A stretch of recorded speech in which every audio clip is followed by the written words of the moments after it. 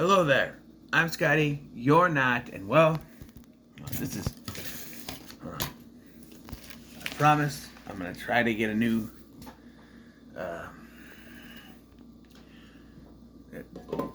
tripod tomorrow, but right now, just have to use this apparatus. So, you see Mr. Ted ahead. Okay. This is a long time coming. About 3 years, 4 years. I think this was announced in 2019, then COVID happened. And now we have it here. Dylan's New Nightmare, which is an unofficial fan sequel to Wes Craven's New Nightmare. One of my favorite Freddy Krueger films. Number 3, I think. I think my top 3 is Nightmare on Elm Street 3. Freddy vs. Jason is in there. I mean, the original, so it's number 4. It's number 4. It's number 4 Freddy solo. It's number 3 if you count only the Freddy solo films. But although Freddy vs. Jason is a Freddy solo film with Jason shoved in, is what it's. When you go to the top, is Nightmare on Elm Street 3, which I do pay homage to. The original Nightmare on Elm Street. Freddy vs. Jason, and then this. So, yeah, it's one of my favorite Freddy movies. It's in my top 5 at least, right? And I heard about this. I didn't know what to think. Because, if you don't know, it's Cecil Laird of the Horror Show YouTube channel. He directed this. And he got together with Dave McCray of his... Dave McCray, who did It's Me, Billy. And he's coming out with a sequel of that, by the way. But not only that, they also got together with the original star of Wes Craven's New Nightmare, Miko Hughes, who played Dylan Porter. And yeah, I had to scratch my head a bit when he said his name was Porter. I'm like, don't you mean Lang? No, because his dad's name was Porter. His last name was Porter, so duh, he didn't have his dad's last name, but yeah. And this was good. My biggest complaint, and it's a complaint I have with all these fan films. I understand why, because budget is a thing, but it's short. It's like just over a half hour, and it feels like this is just really starting to pick up, and then it goes to the credits, and it's like, oh, I want more. It's like pulling the chair up underneath me, but that's not really a bad thing, because you want to leave the people watching this wanting more, right? And it does set up. Maybe they're going to do another one.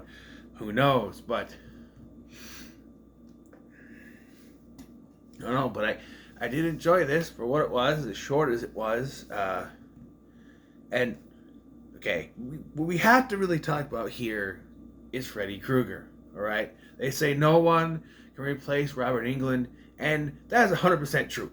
But coming very, very close is one Mr. Dave McCray as Freddy Krueger. He is great. Dave, I'm going to say one thing, though. You couldn't have squared out one bitch. Like, when he kills the doctor, he's like, time's up, doc. I'm like, come on. You couldn't have made that time's up, bitch.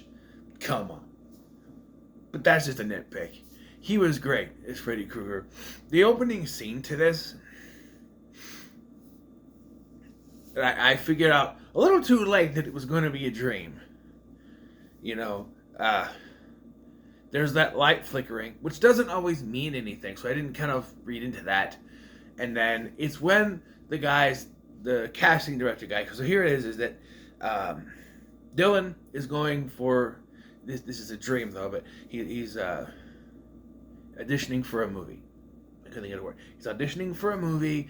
The casting director recognizes him as, talks about his father, his mother, that sort of thing.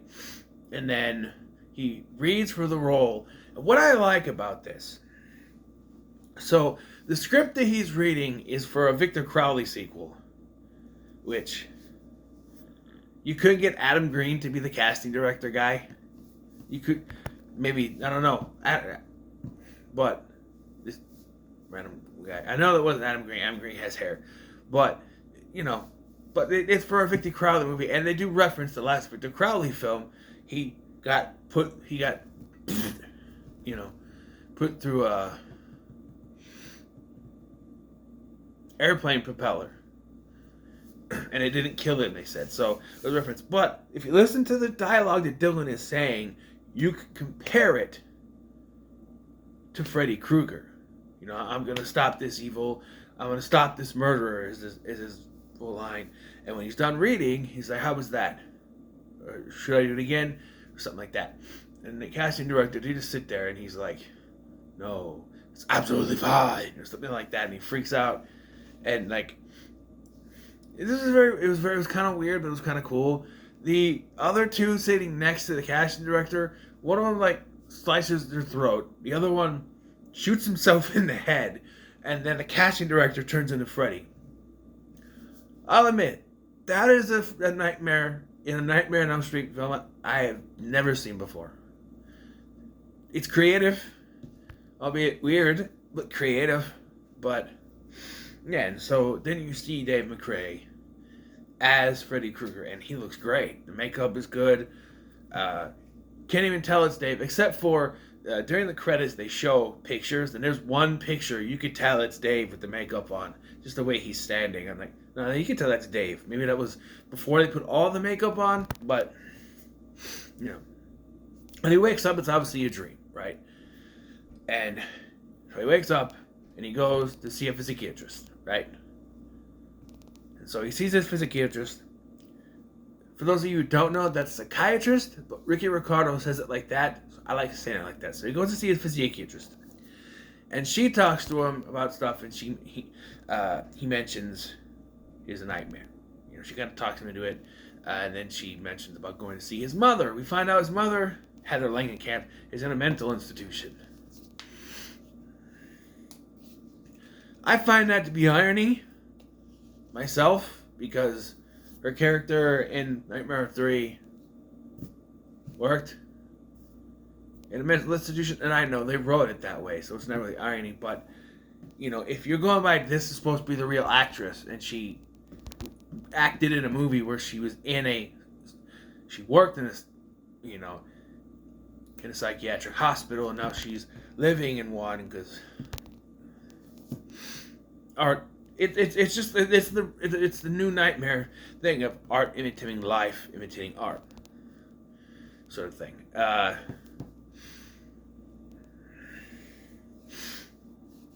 So yeah, he has a session with the doctor, with the psychiatrist, and then she tells him, you know, you should maybe talk to your mother, maybe reach out. And he's like, well, I called there, but she's, you know, she's busy, or she's not busy, she's in a mental hospital.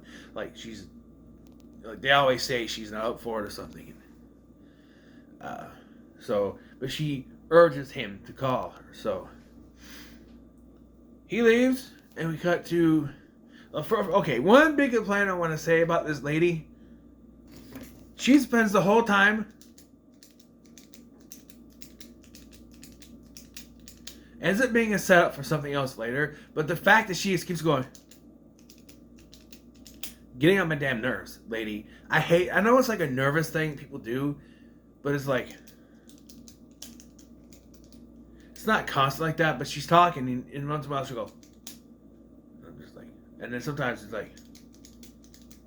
like, come on, lady. But, yeah, so we see him driving home, and we hear on the radio what we think is a cover of Dream Warriors.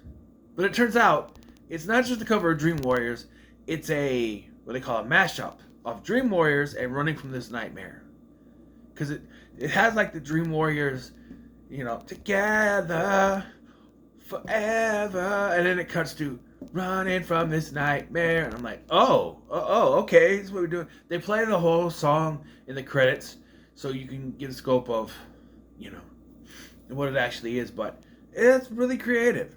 And he goes home, and he's doing his laundry. So, when he wakes up from his dream, he takes his shirt off, so the ladies can see that Miko Hughes is jacked as fuck. I mean, God, I'm sitting there going, don't look at me. Because he's jacked for You know, especially when you see those former child stars, and where are they now? And they're usually like either have bad plastic surgery or got fat. But this dude, he's like that guy from The Sandlot. Yeah, yeah. The guy who played Yeah in The Sandlot. He's jacked too, man. Just they all be working out, and getting swole and shit.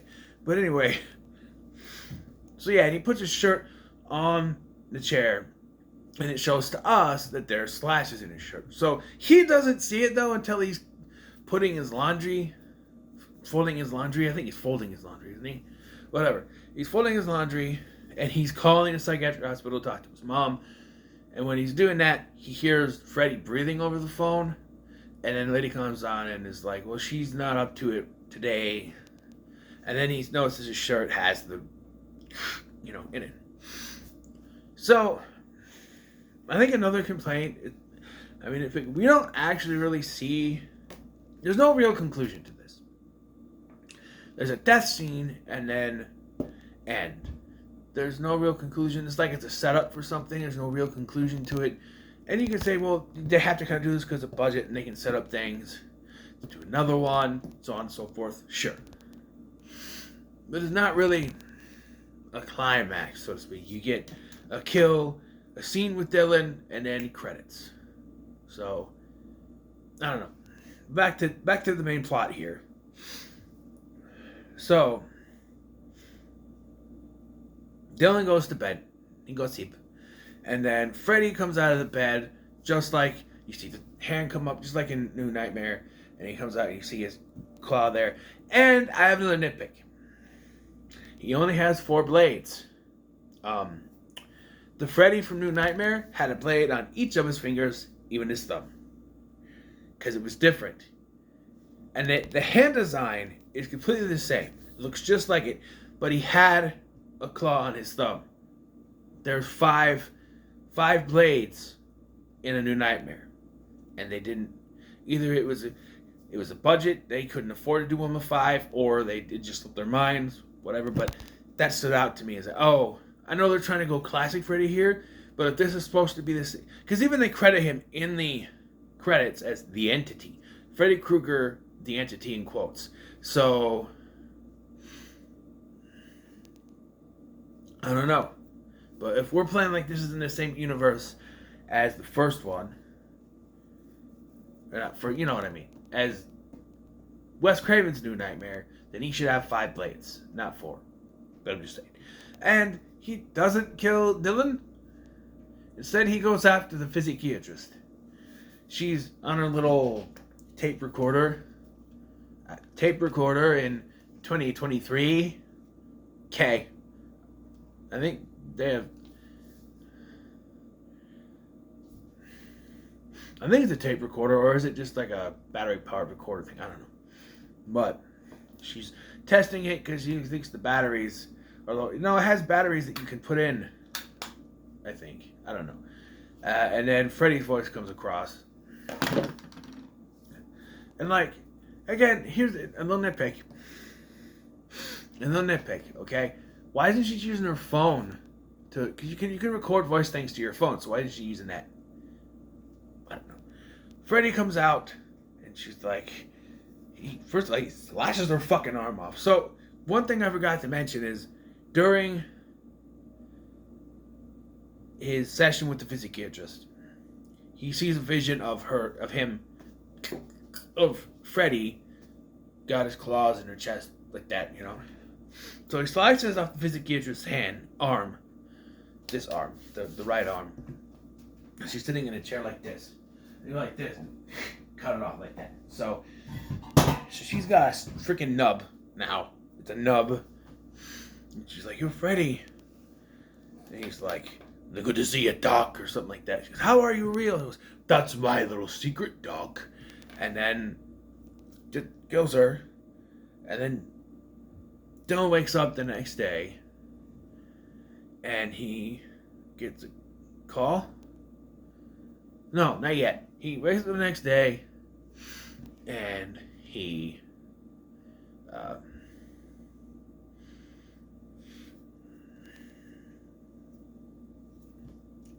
hears a noise, and he sees a box, and you see a little thing sticking out of it, and I went, no, that's not.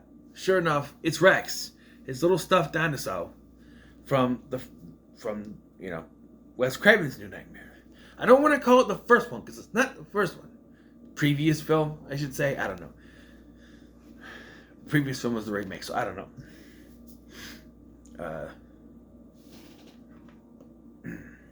But he finds that, and then his phone goes off.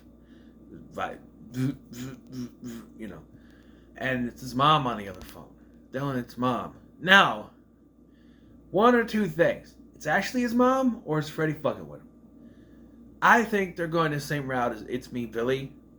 And you could say, oh, they stole it from him, but Dave worked on this, so they probably took inspiration from, or asked him to borrow the idea of bringing in the character for the next part. You know what I mean? So, yeah, because they're doing that. They're bringing in Olivia Hussey for It's Me, Billy Part 2. So, if they do a second part of this, which I hope they do, might bring her in. I was wondering, because she's, Heather Langenkamp seems like such a nice person you see in videos and at cons and stuff like that. And so, and it was her voice. It was her voice. She's credited in the credits as it was her voice. It says Heather Langenkamp voice. So, but yeah, and it cuts to bed sheets. And I'm like, okay, what's going on here? And then credits start. I'm like, what? Wait, what? Really? And I checked after I was done. I was a half hour. This thing is a half hour. It went really quick. And I wish they at least went for an hour. But for what we got, it was pretty good.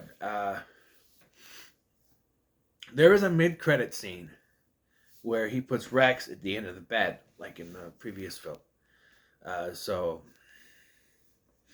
But yeah, it's interesting to go back to that world again. I wish there was more. I don't know. I keep saying that. I wish there was more.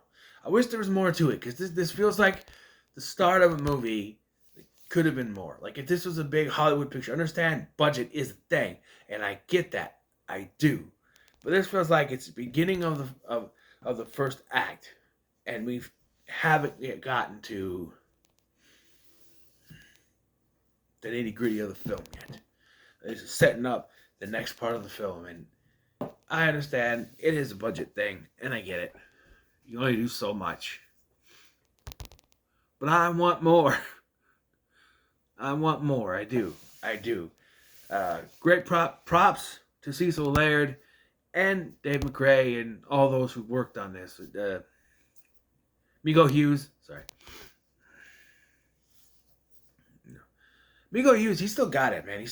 I always thought he was a goofy kid actor. He's the kid who says boys have a penis and girls have vagina in Kindergarten Cop. But he's still a decent actor.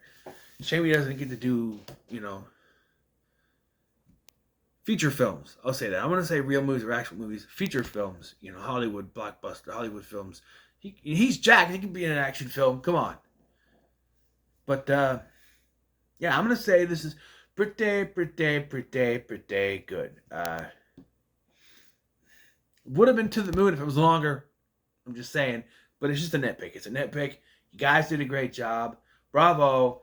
So what are your thoughts on Dylan's New Nightmare? Thank you for watching. I'm Scotty, and I'll see you in the next one.